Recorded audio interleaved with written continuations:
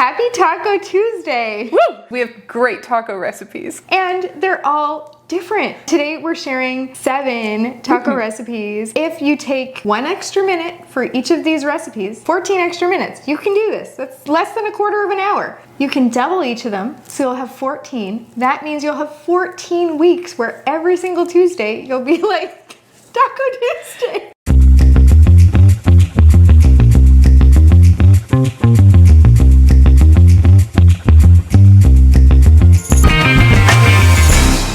You have to understand, because these are all different recipes, you're gonna have different Taco Tuesdays. It can still be Taco Tuesday. It'll just be Zippy Shredded Chicken Taco Tuesday or Beef Nachos Taco Tuesday. We're gonna give you some ideas so that you can change it up even within each of the recipes. So let's get started. We're gonna start with the Zippy Shredded Chicken Taco recipe because I actually have it in my slow cooker right now as we speak. Yesterday was one of my daughter's birthdays, and at our house the kids get to pick whatever they want for supper, and we have a big family party. So we did that last night, and she wanted walking tacos. Walking tacos are when you put your everything, your taco meat, your fixings, your shredded cheese, your tomatoes, your avocado, like everything into a bag of chips. We did ours in Doritos. So you just take your little mini bag of Doritos, you crunch them up first, you open the bag, put all your fixings in, and then you've got your fork and you can walk around and eat your tacos. That's why they're called walking tacos or tacos in a bag. Then we had a bunch of leftovers of the fixings after last night and none of the taco meat left. I took out the Zippy Shredded Chicken Taco meat so that I can have that cooking today. Pull it out of my freezer. It's so nice and easy. As we're doing this, it's doing its thing. And tonight we can use the leftover taco fixings and we can do these Zippy Shredded Chicken Nachos. To make this, what you're gonna do is into a large resealable freezer bag, you're gonna add some boneless, skinless chicken breasts, taco seasoning, so that's 4 tablespoons or one of those packets. We buy our taco seasoning in bulk, and so for us it's 4 tablespoons. And then half a packet or 2 tablespoons of dry ranch seasoning and a can of fire roasted tomatoes. That's it. This is so simple. Then you're gonna squish everything together around in your bag to combine it. Then you're gonna get all the air that you can out of your bag because when you're freezer cooking, air is your enemy. It causes your freezer burn. So we're gonna avoid that. Seal it and freeze it. On the day you go to cook this, this cooks up like we said before in your slow cooker. You're gonna then shred it and you can serve it in tacos, or this is a really good one on nachos as well. Of course, for taco fixings, you can use lettuce, tomatoes, green onions, cheese, jalapenos, avocados, any of your regular taco fixings. We also like black olives that are sliced, and my brother really likes sliced dill pickles, so we sometimes put that out on our taco bar too. You've told me that before about the dill pickles on tacos. Like, you already have rich flavors happening. I think pickles could hold their own on a taco. I find that with tacos, your fixings will change depending on what your meat is. Oh yeah, like a fish taco is gonna have totally different things than a beef taco. We're gonna get to the fish tacos in a minute, but first we're gonna talk about the shredded beef nachos. You need to hear this. Now pay attention because this is gonna go quick. In your bag, you are going to have your beef chuck roast. Boneless is good. We're going to add in our taco seasoning, some salsa, and beef broth, and that is it. 4 ingredients, and this bag is ready to be closed up. We get that air out and we get it into our freezer. On the day of cooking, you're gonna wanna start with this thawed. Do it in your slow cooker. You can do this in your Instant Pot for you Instant Pot people. So I'm gonna do mine in my slow cooker. You can do it for 7 or 8 hours on low or 4 to 5 hours on high. Once it's ready, you're gonna shred that up and you are going to add it to your tortilla chips. Now this is initially designed for nachos, so you're going to do your tortilla chips, your shredded cheese, and any other desired toppings that Charlotte just mentioned, and you want to bake this in your oven until your cheese is melted, like 10 minutes maybe at 350. And you can also use this on your tacos. And if you want to change it up, this would be a good one to do with the pork. You could do your pork roast with your taco seasoning and your salsa. And I would do chicken broth probably instead of beef broth if I was doing a pork roast. But then the same thing, you do the pickled cabbage. Oh, it's so good. This next recipe is for an easy taco salad, and it's really easy.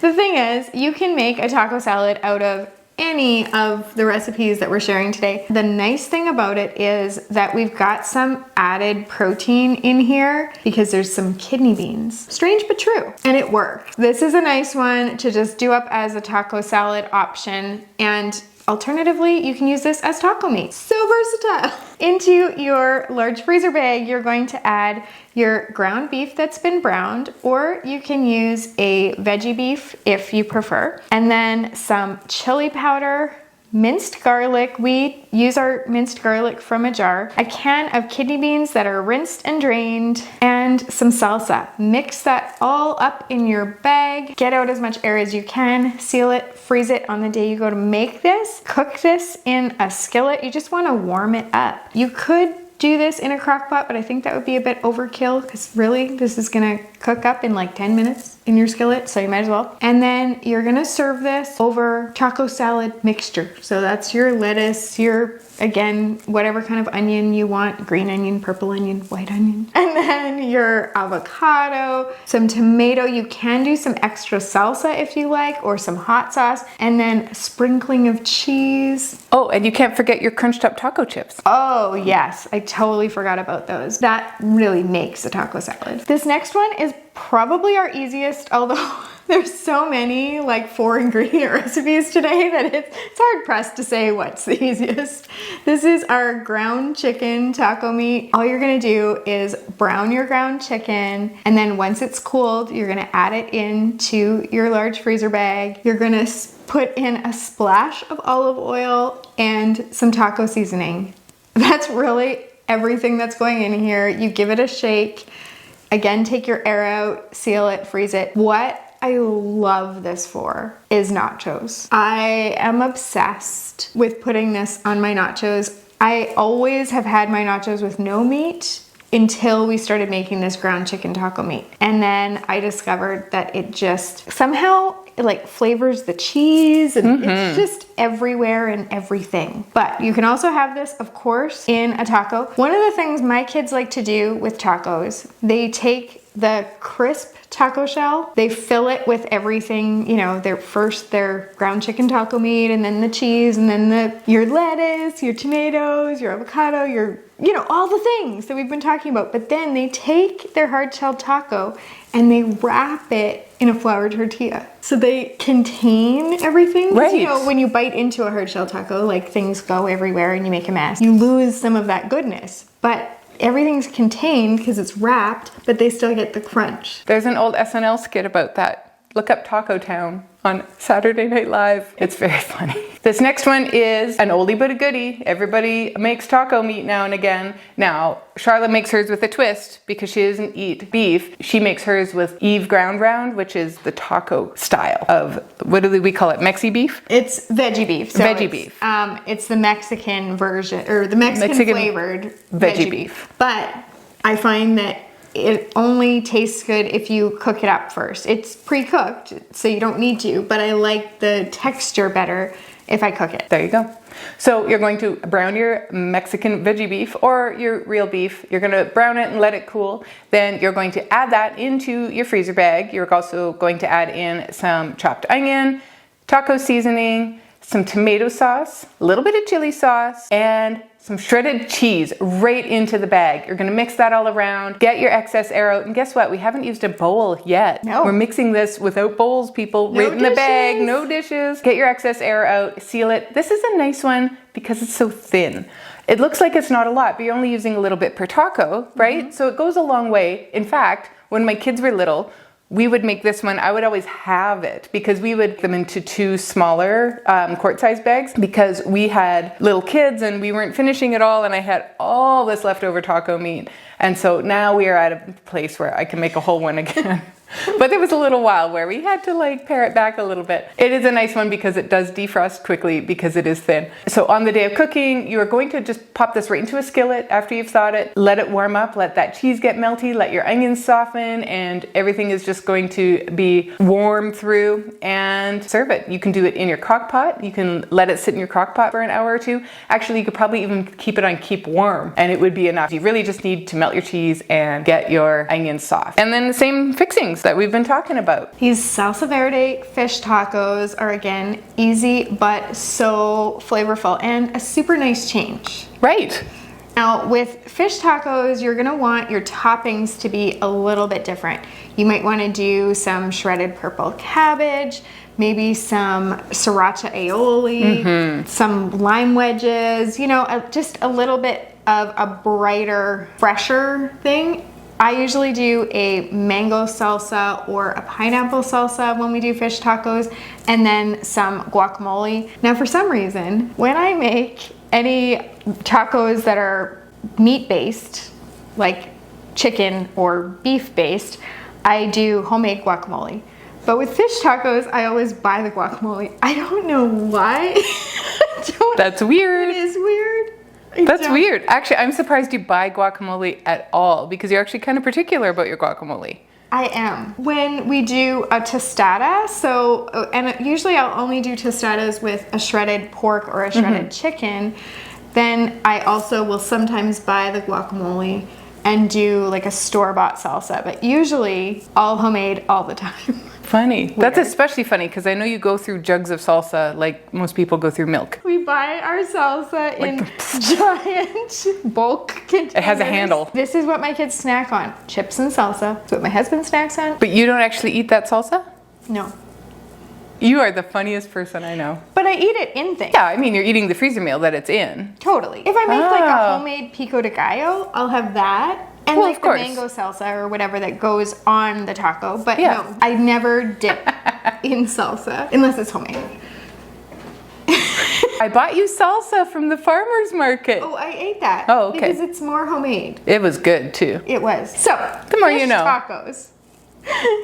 This is really, really easy. And if you've only ever had fish tacos in a restaurant, you're gonna see how easy it would be to make these at home. Into your freezer bag, you're going to put some fish fillets. So you can use any white fish, so tilapia, cod, bassa, something like that. Then you're going to add just a bit of salt and pepper, some salsa verde, crushed pineapple from a can, and a bit of minced garlic. Again, we're just using it from a jar. Now you're gonna squish that together, but fish is very delicate, so you're going to be a little bit more careful when you squish the ingredients together in this bag than you were in the other bags. This one, you're just going to rub the ingredients together. Then, of course, you're gonna get the air out, seal it, freeze it on the day you go to cook this. This one just cooks up either in your oven for 10 to 12 minutes or fry it in a skillet until it flakes easily, and that's really going to be less than 10 minutes. And you're gonna maybe flip it once. Then you're going to serve this with either soft taco shells, hard taco shells.